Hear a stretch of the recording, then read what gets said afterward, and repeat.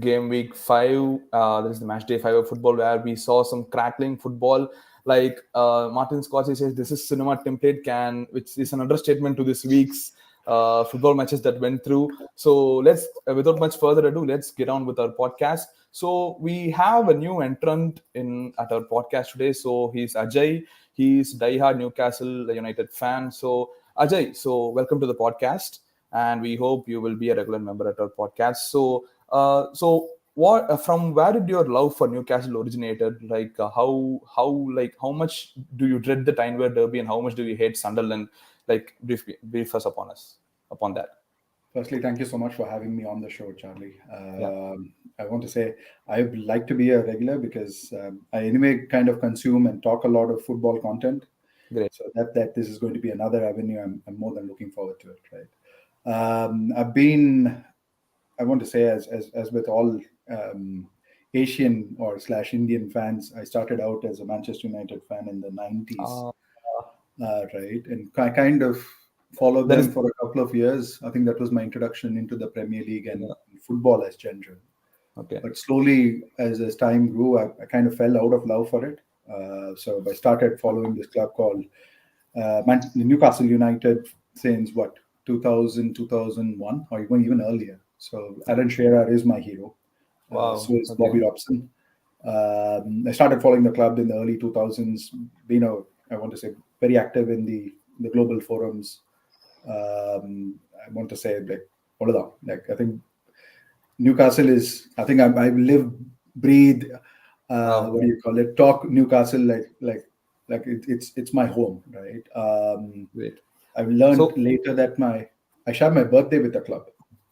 Oh, wow. Yeah, that's a coincidence. That's a coincidence that many of us would like to have, but unfortunately don't. Absolutely. And I also want to say my first ever game, because I was active in the forum since the 2000s, was sponsored by some of my friends in Newcastle.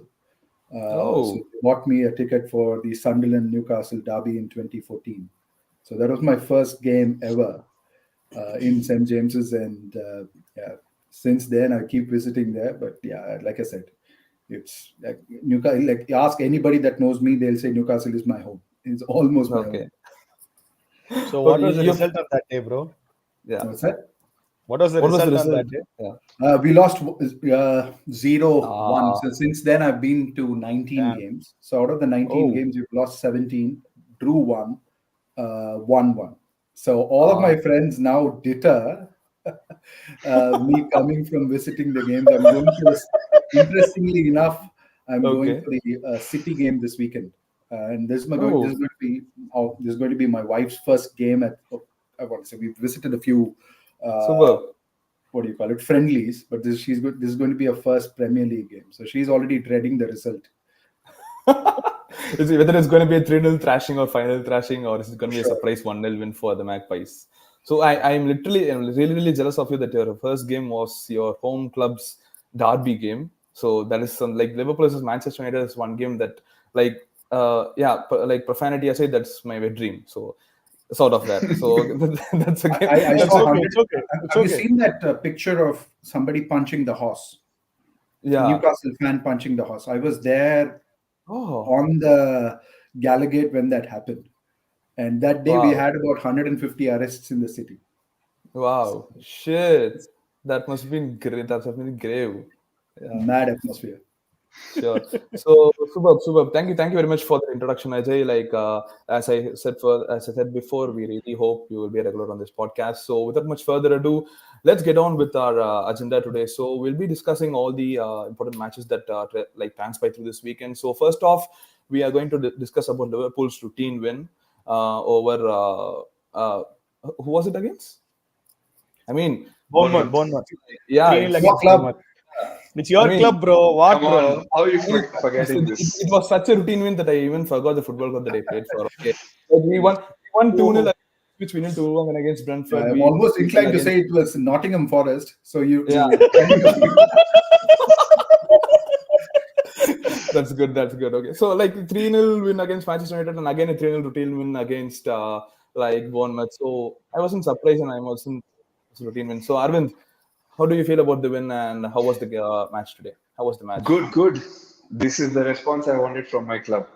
Absolutely professional performance. Got those 3 goals early in, and yeah, set the tone for the rest of the game also. After like I thought we could have won, let's say 5 or 6 nil, but I'll take a 3-0 win.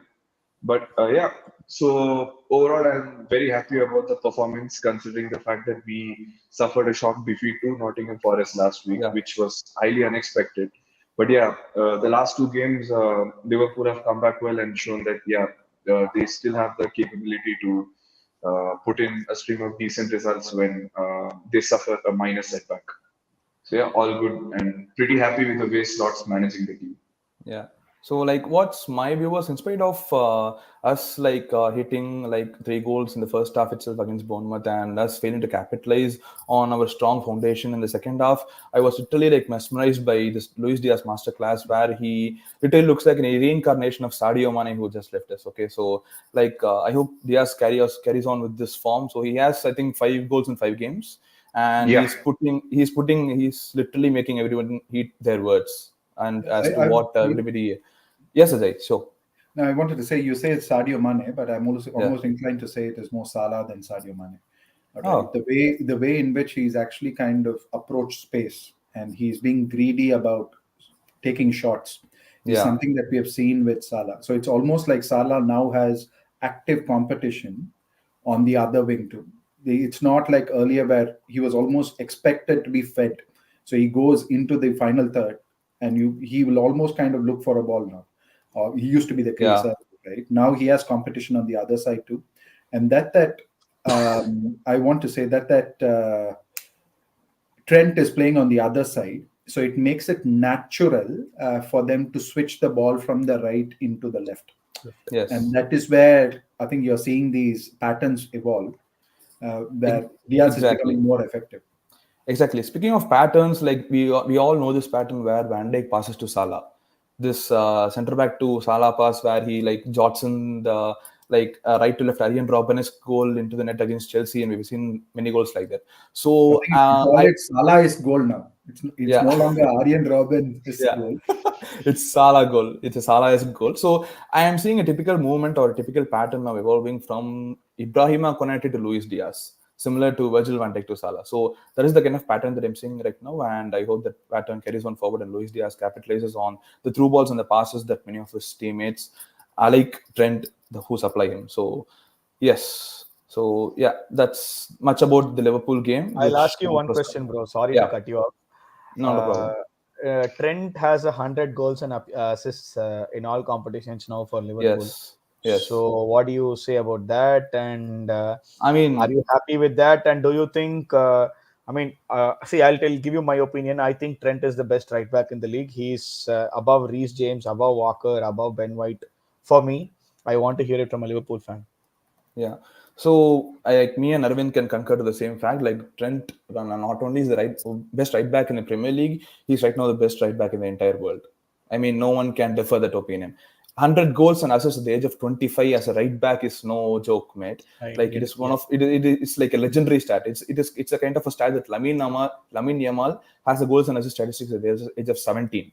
If Lamine Yamal can get like a goat shout, a best, greatest of all time, or he's evolving to be one of the best in the world shouts at age 17, Trent can literally get that shout, a goat shout, the goat right back shout at the age of 25. So, like as Liverpool's performance was as unsurprising, and this win seemed like a very routine win. Trent's assists and goals seem to be very routine for me. That like, I don't find any surprises or like I don't see like anything godly coming from him. Every game week he performs as a godly performance. So yeah, that's pretty much my opinion. Yeah, the legendary performance he gives week in week out seems like he made it very ordinary. Yeah, so that's pretty much that. So moving on, so yeah, we've seen the red half of the Merseyside, the red half of the Merseyside's performance. Now we jump on to their eternal rivals, the Red Devils' performance. So Manchester United just slumped to a 0-0 draw against the Eagles. There is a Crystal Palace, which was actually really surprising since Crystal Palace were winless throughout this Premier League campaign. So Klasa, what are your thoughts about the game, and like what are the drawbacks that you saw about that game, and how can Manchester United improve further? To be honest, I didn't see any drawbacks in the game. The performance was almost flawless. The only Yeah. thing that we didn't do was put the ball inside the net, which ultimately wins you the 3 points, which we didn't do all Yeah. game. But so yeah, so mainly it's just another good game.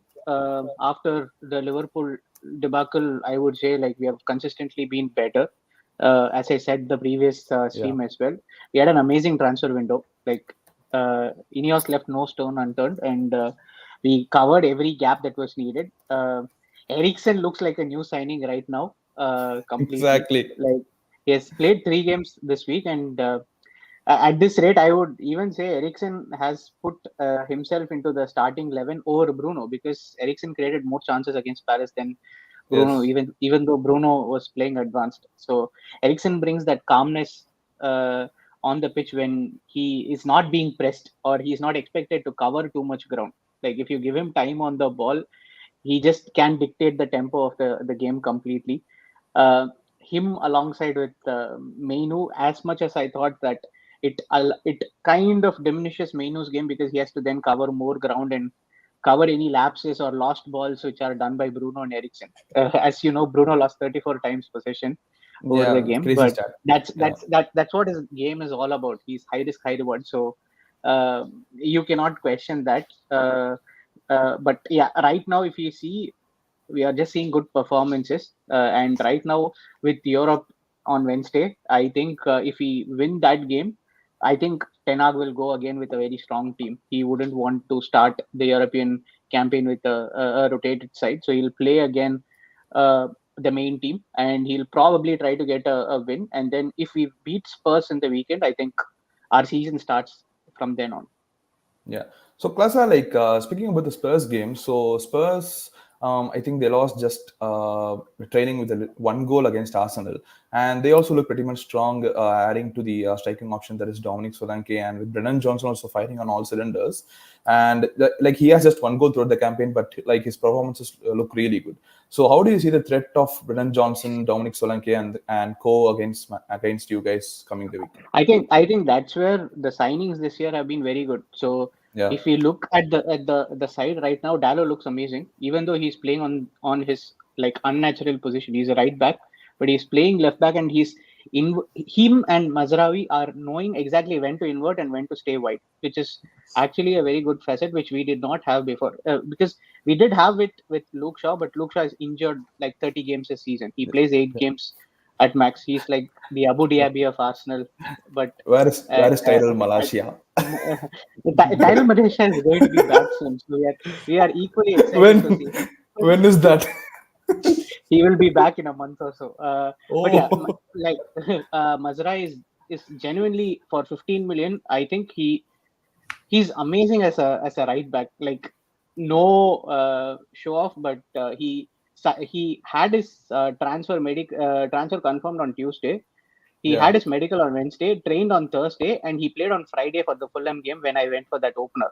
Like he just had 4 days and he was in the squad, and it did look like his first game in a United shirt. His awareness, his intelligence off the ball, when to invert, when to pass, and his control in tight spaces is somewhat amazing. For 15 million, I genuinely feel Yeah. we have replaced Van Bissaka very well, because he's also offering something offensively, but he has not been caught out defensively as well till now, which of course will be a real test against Son when he Spurs. faces him. Yeah. Exactly. So, but yeah, I think considering the way Spurs have played this season, I think it will be a fair battle. And considering they're coming to Old Trafford, I just feel United will edge that game as well. And shout out to Delict as well. Delict uh, looked bad during the international break, but he has been anything but a good Solid. signing. So Graham Souness said he's lightweight, but he's not. He's anything but lightweight.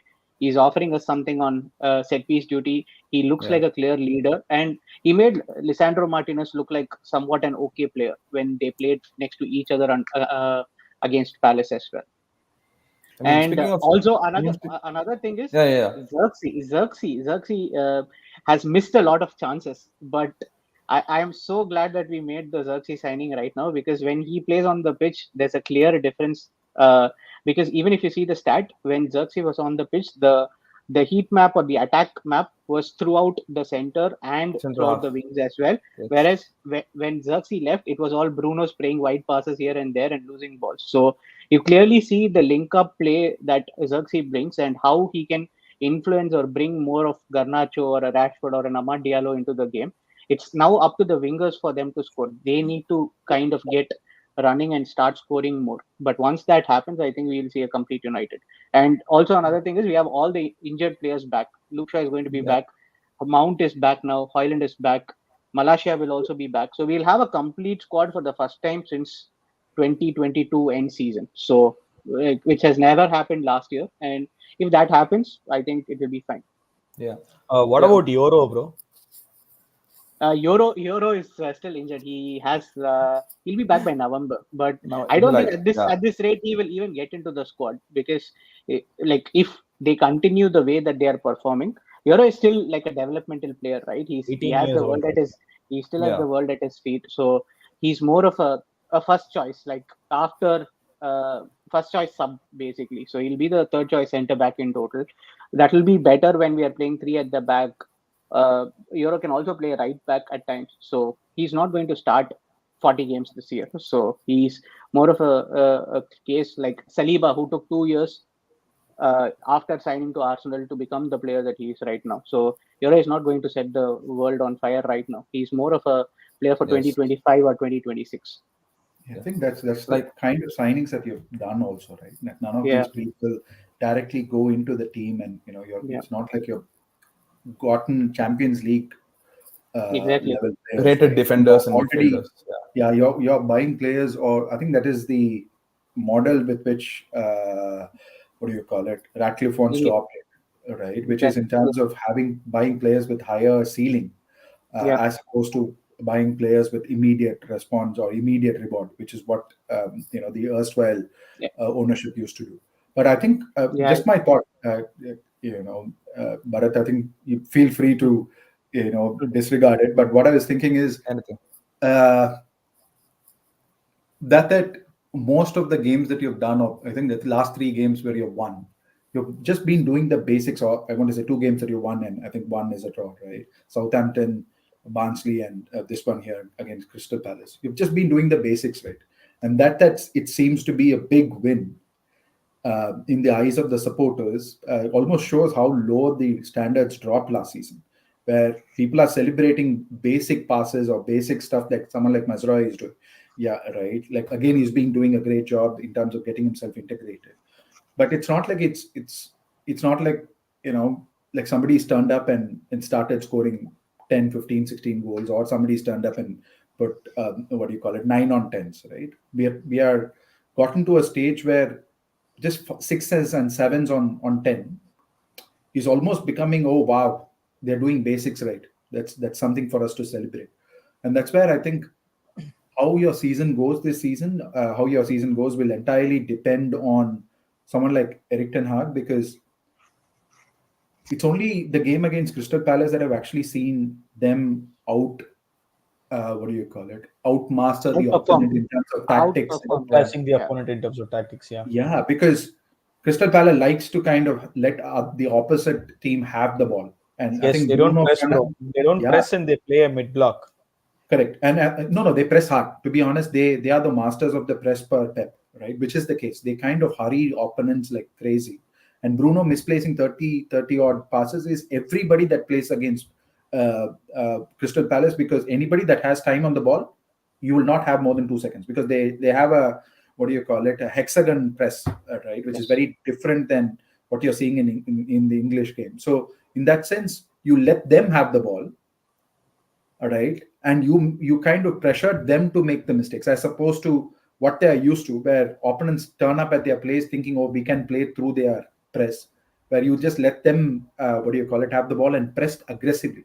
And this is the first time that I think in a long time that I've seen Manchester United press this cohesively as a team, which is a big win for Ten Hag. That means that players have actually understood how to press, which is a very basic ask out of most of the leading teams now, right? So it is a big tick in the box. It's almost like your tide is finally turning and it's taking a upward curve. So I think that is my reflection. And not just that, Ajay. Another thing is, if you see from the season beginning itself, the press has been cohesive, but the press happened only when Mount was playing. And when Mount was missing, Mount knows exactly because he has been trained well from the Chelsea days, because he's a monster off the ball. He presses very well. And when he initiates the press, he instructs the rest of the team how to press as well. So Correct. when Mount is not there, and that happened during the Liverpool game because he was injured, you immediately saw that the team structure had to be completely changed. So when off the ball we were pressing 4-4-2, which had to be changed immediately because we didn't have like a player like Mount who could press off the ball at that, and that immediately shattered the game. And again, that should not be the case. You should have a pattern of press where every player should be able to implement the press. But I'm just saying, like, there are certain profile sets of players who are there who are doing their job when they are given that opportunity correctly. And now, right now, even if you see when Xerxes plays, there is a clear pattern to see. Earlier, it used to just be like vibes and inshallah, long ball, Bruno, do whatever you can, moments of magic. Exactly. Right now, there is a pattern that you can clearly see as to how to play out from the back, like how to play in the middle if someone is pressing. Right now, even in the game against Crystal Palace when they played, I didn't expect United to have 65% possession of the ball. I expected Palace to have more possession. United hit them on the transition when they are caught out through like good amounts of pressing when done near, let's say, the center circle as such. But that did not happen. United played their game like how they used to play at Old Trafford against a team, which in itself is something that I didn't expect to see from Ten Hag. Yeah, but I think Crystal Palace lost the possession so many times. If you actually flip the stats in terms of Bruno losing the stats, if you look at the times that there were misplaced passes by Wharton, or this guy, what's his name, Mateta, had to be hauled off 60, 70 minutes, right? Yeah. Because he was having such a bad game where he couldn't, like they almost had what's his name, Delight on him, and what do you call it, Martinez on cutting the lines that he used to do the 1-2 with, what's his name, Eze. Eze, Or yes. what do you call it, the Kevin Nolan and Kevin Davis type, where you have a big person and another person next to him. So Martinez didn't mark Mateta. He just let Delight do it, and he was just kind of looking for all of the outballs. So it was so good to see. So so I think that's I still think it's the 4-3-3 will be your kryptonite, because 4-3-3 with two attacking wing backs could still be a problem the same way that it was against Liverpool. But that you'll play a high line could play into your thing. You'll be like, okay, you do whatever, as many chances as you're going to have, we are going to have at the other end. It'll be a great match to watch. I think this weekend will be amazing because Spurs is also not going to sit back and play. United is also going to play a high line. It's more about the case like who is more pacey among the wingers and who can break in and score first. That's it. So yeah.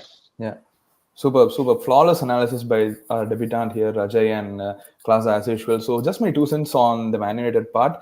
I think Mazraoui will be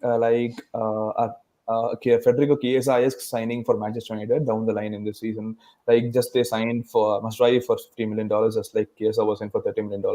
I think he's going to be. I think he's going to be a steal for Manchester United. We just have to give him some time. And on that note, Ajay, let's jump on your segment here. So the Cottagers just they took a big shit on the Magpies. Well, the Magpies are themselves like known for their shit. So 23 shots against your club. So wherein you like had only 14 or 15 shots, if I'm not wrong. 2 former Arsenal boys like giving you the dagger and then closing out the game. So 3-3. Avdidi is also an Arsenal boy. Come on, boys. Mavdidi is Leicester though. He's not Notice Leicester. Okay. Yeah, exactly. So Ajay, what are your reactions about the game? How do you sum up your performance against Fulham?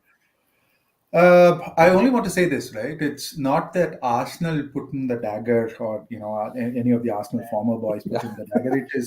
It is that we just lay flat for people to kind of put the dagger wherever they wanted to, right? Because to be honest, that we are 10 points is almost kind of deceiving, because put together we only played 18 minutes of good football across all of the games that we have played. So just 5 games in the Premier League and 1 in the Carabao, 6 games put together. Out of 540 minutes, we have only played 18 minutes of good football, right? So it is expected that your luck will catch up. So we have only been lucky in the games that we've had before. And for us, the biggest challenge is what seems to have happened is people have found out the 4-3-3, because it is very similar to how Arsenal's or Liverpool system was in the first couple of years under Klopp, where there are no sixes.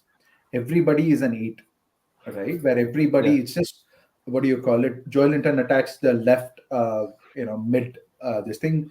Bruno Guimaraes in the mid, and then centre mid, and then what do you call it? Willock or Longstaff on the right mid.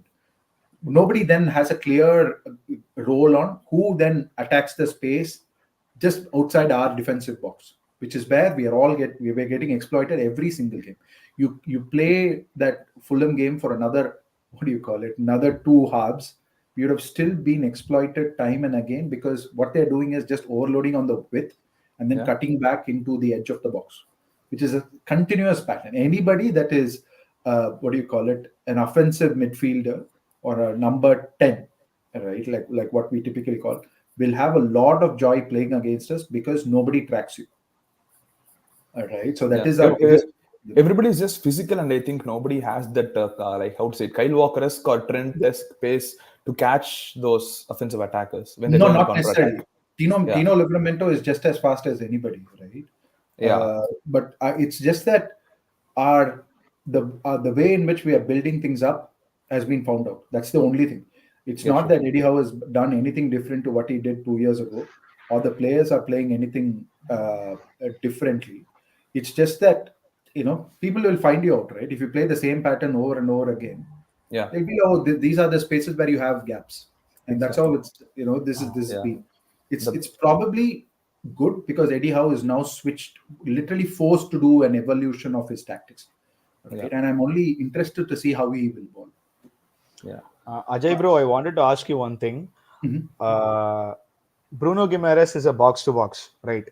So what do you think will be the result of playing him at number 6 instead of playing him as a number 8? So since he's come to the club, he's played number 6, or that right. Of the 8s, he's the one that sits the deepest. That is the role that he's been. Correct. See, the challenges, had we gone for, or I think we were waiting for someone like Madison, right? Or we also had now have Tonali. Right? Let's be honest, Tonali hasn't even started any of the games yet. So in that sense, we have a quality center midfielder waiting to start and impress himself on the game. So Bruno Guimaraes is fine with that role. I don't see that being a problem. But the challenge is, people need to then work around it. He's good at what he does. He's bad at what he doesn't. I think it's been found out by opponents that have played Brazil, where they have literally exploited his ability to be, or his, his tendency to be off where he should be as a 6, because he thinks he's an 8 also. All right. And also I want to say, if Tonali comes, if we change to a 2 pivot thing and we play 4-2-3-1, that will cover whatever you're saying about Bruno Guimaraes' weakness, right, of being a 6. So we can have a solid base of Trippier also inverting as a center midfielder, which is what happened in the second half of against Fulham, where they played really better with Trippier inverting as a center midfield. So we'll have Trippier, Tonali, and Bruno Guimaraes covering our midfield, because otherwise anybody that plays against us will have a free run. Anybody can take 20 shots against us in the current way we are set up. I have a question, Ajay. How much do you think Eddie Howe's link up for the England job is causing this to happen with the gameplay? Because like Newcastle, you don't associate them with like half-baked performances that you're seeing this season. Like last year, even if they were losing, Newcastle, you'll still see, because they had a squad which was bereft of players because of all the injuries, but still you used to see them come and perform and give their 100%, which right now it doesn't look like that. How much do you think the manager's situation is causing? Do you think is that causing anything? Yeah, it's only for Eddie Howe to answer, right? But from what we are seeing as fans, I want to say his problem with the board is a much bigger problem than him looking outside for England or anything. All right, that we now have a performance director, who's a very new role in the Premier League called James Bunce. Aside from the sporting director, there seems to be a lot of, what do you call it, stepping on toes of Eddie Howe in terms of how he operates, in terms of how long the training sessions are, what is the way in which they are warming on, or they are warming up and they are cooling down. Everything seems to be influenced or taken out of Eddie Howe's powers. So it's almost like he's like, oh, you've only asked me to do so much. There's only so much I can do. And what you're also seeing is our intensity has dropped in the games. Everybody is knackered. Gordon in the 20th minute was just panting. So that means that there is something that is wrong. FIFA, we kind of switch on, we kind of switch on all of these metrics, right? When we set up our training plan. Oh, this week we'll go aggressive with physical. This week we'll go technical. It's almost like they're doing a lot of experimenting. And in that process, what has happened is the players have lost that edge. So I think that is what is the case. And I also see Charlie's question on no Rodri. I don't think it will change a thing, because what will happen is Rico Lewis will start and he'll invert into the Rodri position. Between him and Kovacic, they'll still continue to kind of cover that space. But I think the biggest challenge for us could be Foden. If Foden starts and if Foden exploits that space behind the three midfielders we have, then I think they could score like 3-4 against us at home. Bro, what do you think? 3-4-3 or a 4-4-2 would favor you at this point of time? Now that we have not seen us playing any other any other topic. I want to say any other formation, right? We've only seen us play 4-3-3 since Eddie Howe took over. So we don't know how it's going to happen. But I think a 4-2-3-1 with Trippier inverting could be a great ploy in terms of shoring up our obvious weaknesses. But let's see, man. Again, it really depends on the personnel and how well they can execute Eddie Howe's orders. Yeah. Cool. Last thing, 30 seconds. What do you think of Harvey Vaughan's form right now? He seems to be scoring every game. He's taken up the mantle from Gordon, I would say. He's not just taken up the mantle from Gordon, but he's actually running in. Like, they're literally wanting to start on the same side with the same objective, with the same gameplay, right? It's almost like it's two players that we have on the left. Isaac likes to cut from the left, and our right is literally like nobody, right? So that's where it's becoming an interesting dynamic. But I think Eddie Barnes always had this in his locker. All right. Even in a relegated Leicester City, he had a 15 xG. G+8. Yeah. So I want to say all of us know what Barnes is capable of. So I think you can still expect the same, but I don't know how it's going to work with the overall dynamic of what is going to happen on the right side. Yeah. If at all you are looking for right wingers, United has an offer for you, Anthony. You can take them anytime you want. I only want to say that Eddie Howe will do a much better job with Anthony than Ten Hag will ever do. He will do much better than what he did. Oh, gosh. I don't think Eddie Howe can ever replace this. But still, yeah. Moving on to Chelsea. Chelsea with another win for Maresca right now. Chelsea seems to be on a roll. They are winning every game that they are having, beating every opponent that they are having. They hammered the club out of West Ham right now. So, anyone inputs? I can say one thing. Jadon Sancho's was not an assist. If you say that as an assist, every pass that I do on my 5-on-5 is an assist. I say again, West Ham is one of those clubs which is, they've just kind of gotten a manager who it's almost like the sun rose on the east, and then suddenly the sun is now rising on the west in terms of how they are playing between Moyes and Lopetegui, and they are high line, and that they went man for man against that pacey Chelsea forward line. The game was won even before the ball was kicked. That's how bad their game plan was. So they changed players like the 20th minute, 40th minute, 60th minute. Nothing changed because their game plan was the same. And Chelsea just did what they did, which is kind of play very aggressive, effective. So I think Maresca's system is whatever you do, whatever pass you do, has to result in a goal mouth action. So they're all very tuned to be like, just be direct. So if there is a ball to be played, there is nothing about you playing sideward passes or whatever back. So if there is a ball to be played, and if you think there is someone in a space where they can then progress the ball forward, pass, even if it means that there is a chance that you might lose it, it's okay. So then we have others to cover. So I think which is refreshing to see. But obviously they'll also have weaknesses that other teams will come up with in the future. But Yeah. I think I want to say it's West Ham's setup It's poor setup. Todibo didn't start. Looking at like the amount of investment West Ham did at the window, I thought they will have like a very strong setup. Like you have signed Van Bissaka, who is one of the best right backs defensively, who, except of course leaving the back post Exactly. then and there at times. He's very solid. Like it's not easy for you to lose him ideally, but like they invested 40 million on Kilman, who looks a shadow of the player that he was at Wolves right now. It's purely like Lopetegui has not set them up for success right now when they don't have the players to play such a high line as well. Like Caicedo playing a defense splitting pass is just going to just Yeah, show like how easy it was to beat the West Ham's backline. You say that, but Caicedo had a really good game. He was, Caicedo I had a think, yes, good game, but really good again, against, like game. you Yeah, don't. he He was was very good. you won't see Caicedo play that kind of a pass against like any other opposition. Ideally speaking, like that won't be like a an assist. Ideally, that is what I'm saying. But yeah, they are not passing for the sake of it. They are passing to move the opposition and of course exploit the space, which is quite good to see as well. And Nicholas Jackson seems to be scoring every game. The John Obi Mikel podcast FPL. he has clearly heard that and he's taken Exactly.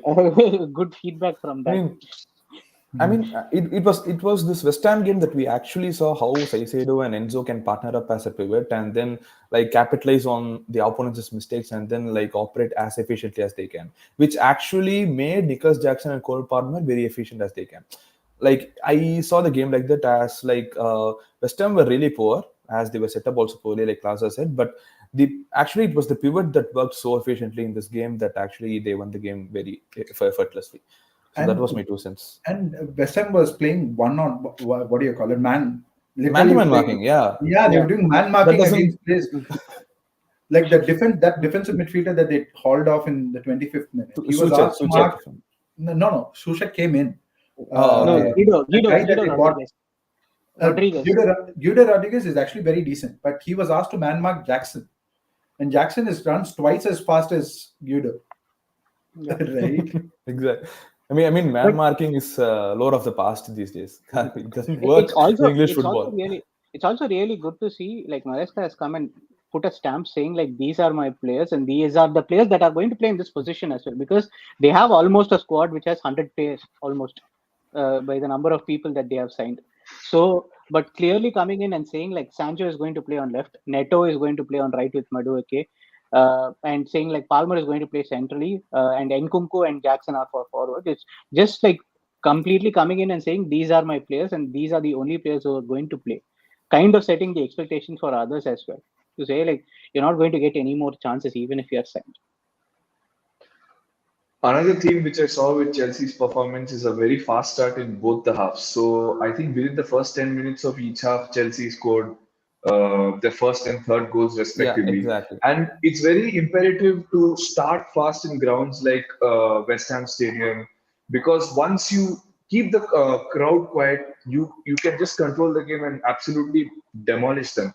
But if you allow them to settle down, defend deep, get the ball, make clearances away left, right, and center, play a move ball system, then you are in for trouble because West Ham are one of those clubs which can absolutely spring a surprise and catch you on a set piece or say on a counter. So Chelsea did this thing pretty well, wherein they started off fast. Jackson scored his first goal pretty quick in the first half, and then the second half was also the same thing, where I think Palmer scored in the 47th or 48th Yes, minute, not 48 sure minutes. exactly, but yeah, that was a really good tactic and ploy set up by Maresca to keep West Ham quiet and their supporters also quiet, so that they could control the proceedings of the game, and ultimately they turned out 3-0 winners. So yeah, credits to Chelsea value.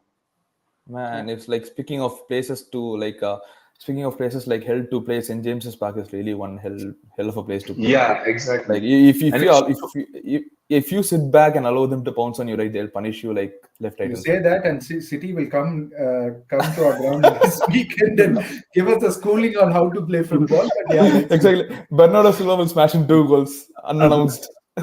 Yeah. Yeah. So yep. Yeah, So there was one more thing. yeah. Has West Ham lost, or has West Ham lost direction by sacking Moyes here? I don't think so, because They you're will not lose But direction. They'll ask Moyes to come back again, and Moyes will come. yeah, It's like exactly. this thing, right? They're like, Moyes is worse than Sam Allardyce or Roy Hodgson. yeah, because he's just like periphery. I think his house is just outside the London stadium. Stadium. He'll be like, oh, I think we've just sacked Lopetegui. Can you join us? And he'll be like, yeah, he's already done it twice. Right? Yeah. So nothing to say. But that they won't do it at that it's just that it just shows the lack of direction or a long-term vision by the club, that you are expecting to sign the same manager in like 2 years time span. But yeah, that's where West Ham is right now. Then moving to the last main title trailer, Arsenal The big versus one. Man City. I'll Yeah. add the So okay, like I'll just post my thoughts about it. Okay, so yeah, all the camaraderie, all the drama aside, the 2-2, the Haaland like spunging the ball and Gabriel making that the meme template of this year's season. Like all of that aside, I think Arteta bought this on himself.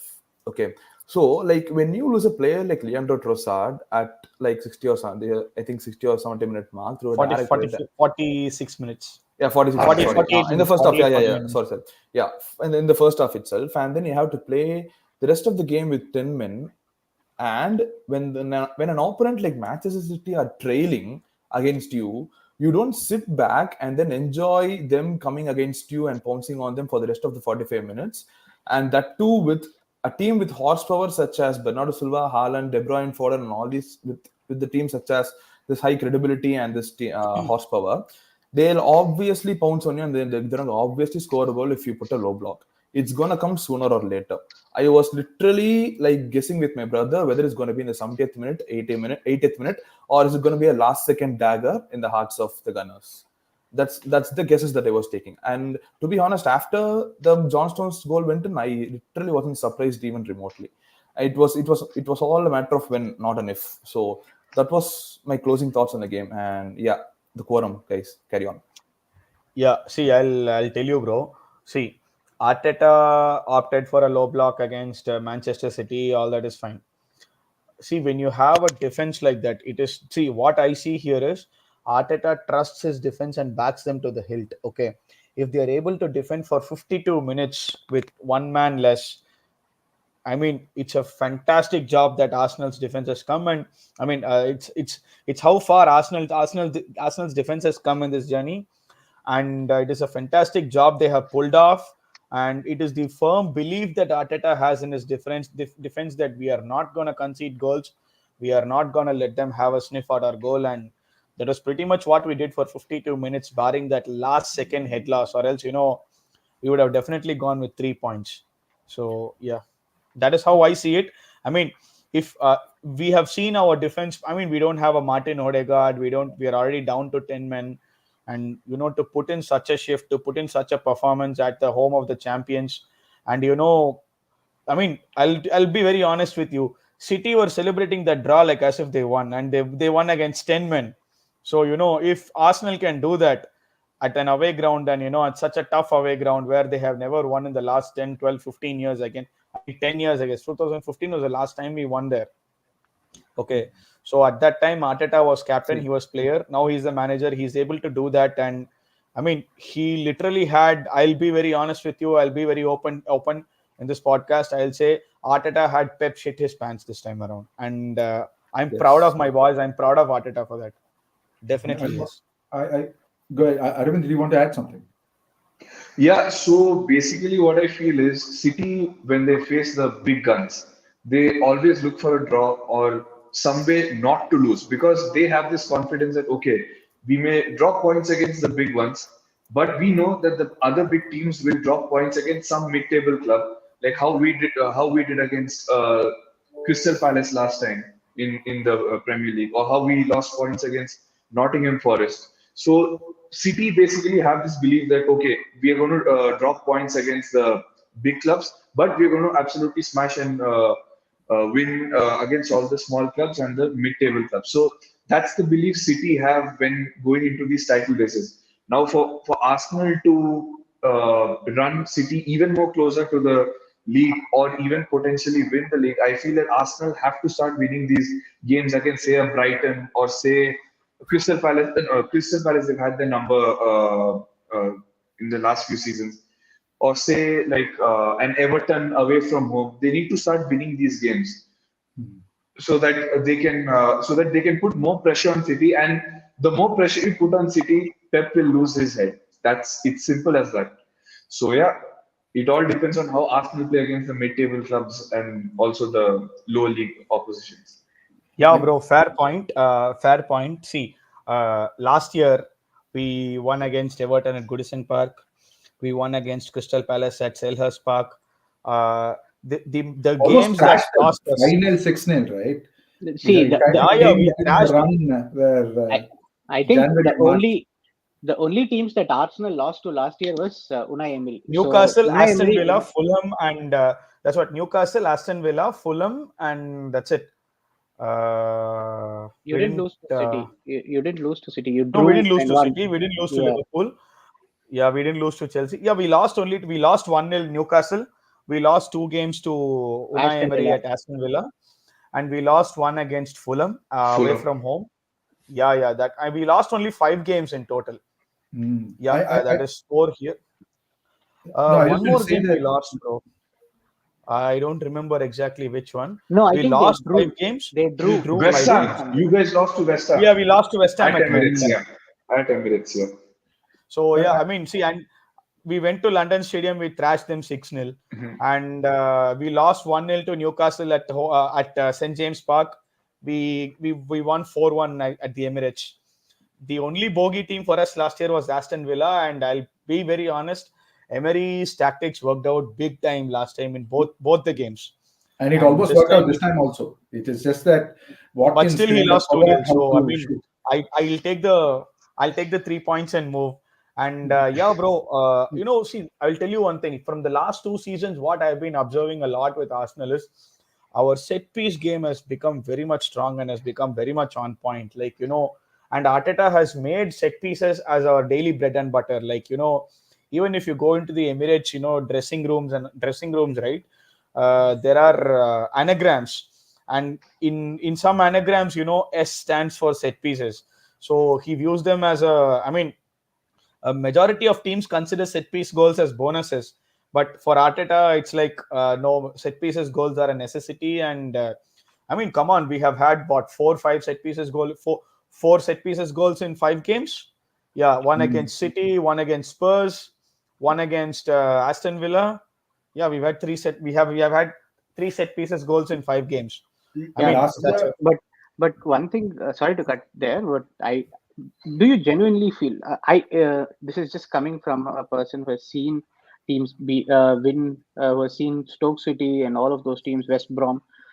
Do you really think you can win the title just with set piece prowess? Because they don't do just considering set to pieces. no, but in comparison to last year, their reliance on set piece this year has been far more. Of course, I can accept Odegaard is not there, but Odegaard is just one player. If we are speaking so much about Arteta as a system, you sold Fabio Vieira, you sold Emil Smith-Rowe, you didn't get a replacement for Odegaard, and now your over reliance on set piece. If let's say Odegaard is injured for a longer time duration, do you really think you can control this streak just by set pieces? Because any team which knows that they cannot allow a shot at their goal or prevent any corners, then you are actually taking out Arsenal's main force there. Yeah, I'll tell you that. See, if you think, that we don't have any over reliance on set pieces as such. Why, I will tell you. As of now, we started off in a similar fashion in 2023-24 as well. We started off very slowly. We were not able to get the goals. We were not able to click in. We were not able to, that fluid football wasn't flowing. And for various reasons, we had Kai at left 8. And what is that? I mean, it was not really working well. The team was not gelling well. Okay. And we loaned Fabio Vieira to Porto. We loaned them back. We sold Emil Smith-Rowe. Yes, we do have a lot of midfield problems. Merino is injured. So, see, what news I have lately is that Merino is back he's back in training. He's doing pool sessions, and he'll be on the grass by next week. So I think we'll be having Merino back in a couple of weeks. So once Merino comes it'll take back, longer, right? If somebody is just putting the thing on the grass next week, then it'll take like it'll be a month. maybe another 1 month. Yeah, maybe see by the end of October, I think we'll have Merino back. So I mean, there's a lot of talk that Merino could be back for the PSG game as well. I mean, there's a lot of talk. It's all rumor, but yeah. So once we have Merino back, no, I think our left side dynamics will improve a lot because. And what I am observing this year is, see, last year, if you see, around 55% of our attacks came from the right side. There was over-reliance on Bukayo Saka. Okay, so 55% from the right side, somewhere around 25 to 30% from the central side, and around 15% from the left-hand side, because Martinelli had a very poor season last time around. Now, this season, what we are observing is, so far in a span of 6 games, 5 Premier League and 1 Champions League game, we are seeing somewhere around 45% of our attacks from the left flank, and another 30 to 35% to the center, and another 25%. So we are trying to cut down the reliance on Saka, and that's a great thing, if I feel. And see, one more thing I see is Martinelli is putting on a lot of defensive work rate. Okay, so he may not have goals and assists, but the work he's putting on the field, he's running, pressing relentlessly. I mean, that's so great to see. And once our left side dynamics once Merino is back, right, I think our left side dynamics will get fixed. And it's not like it's not like we won't have to rely on set pieces. So, because set pieces are already part of our system. Like set pieces are our bread and butter. So get a set piece. Yeah, bro. Sorry. Not to interrupt, right? But I just want to kind of back it up, right? In the sense that set pieces, they scored 20 set piece goals last season out of the 91 90 or 91 that they scored last year. Yeah. Which means that they still have 71 goals that they're finding across the pitch. Yes. Right? Correct. So it is just that for Arsenal, the starting point is very low. Arsenal is not traditionally known to be a great set piece team, like, for example, a Manchester United or Liverpool in the last few years with Robertson or what's his name, Trent Alexander-Arnold. For them, it's just been a great starting point. And I think, Bharat, you mentioned about teams figuring them out. But to be honest, they have an answer for every team in terms of where they put the ball and how they kind of pressurize some of the, the goalkeepers and the space around the goal. Right? And they seem to be getting, like, between Rice and Saka, they're just almost putting it on a plate for someone like Gabriel to attack, or Saliba to attack, or Havertz to attack, which is exceptional. That means that it's not just a strategy. It means that somebody is actually spending 2 hours, 3 hours on the pitch doing the same routine. So they are able to be effective on the day. But then it's not also like you were talking about Stoke or whatever, right? Stoke, 50% of their goals used to come through set pieces, but they'll only score 18, 19, 20 goals through set pieces. It will still be the same number, but in terms of the overall, count of goals that they had through set pieces, it was high. Right. And if I may, for a few seconds, in terms of what my reflection was of the game, I only want to say that Arsenal have actually graduated yesterday. People talk about it as a negative performance, but for me, that Arteta wasn't naive to go and set himself up against that City to say, oh, we will play this brand of football. He said, okay, we've got a 2-1 lead. We have them where we want them. And for for almost like 51 minutes, none of us felt City were going to score. Correct. Right? We just knew that, because it's City, in the back of our heads, we are tuned to think they will score. But other than that, if you watch the game objectively, my wife, she watched that game and she was like, City will never score. It's just they're just doing sideward passes. They are not exploiting space. She found that out in our first viewing of City. Right? So that means that's how good Arsenal were in terms of exactly keeping City where they want. If that set piece or whatever corner that happened, right? If they had seen that corner out, for sure City would have gone with another opportunity, right? You would have gone with 3 points, yes. And that there's that animosity that is building. everybody like Haaland to actually say that, oh, mind your whatever, stay in your Stay lane. Stay Or humble to Arteta. stay Yeah. humble. He said that. Bernardo said it.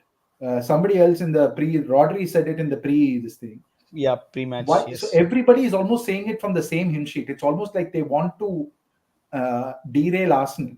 Why would you give Arsenal so much of importance if you don't think of them as rent free? I mean, like as I said before, as I said in my closing thoughts, I said Arteta brought this upon himself. The reason I said it like that because I actually thought Arsenal should have won that game easily. Even when they were 10-man down. That's how powerful and that's how solid they were easily winning it until they were easily winning. Yeah, exactly. Even at a point of time, I was telling my brother who was watching the game with me, Arsenal should bravely go for the third goal. Man City aren't that threatening, or Man City aren't that powerful as they seem to be. And Arteta should actually be brave and go for the third goal and seal the game out. And that is why I think. Sorry to cut you off. Liverpool played the same way against City a few years ago. Paid the price. Yes. Where Mane was sent off and they almost had a lead, and then 1-1. It was 1-1. 5. Yeah. 5-1 or something, right? Yeah. He did a switch in music on Edison. Exactly. Yeah.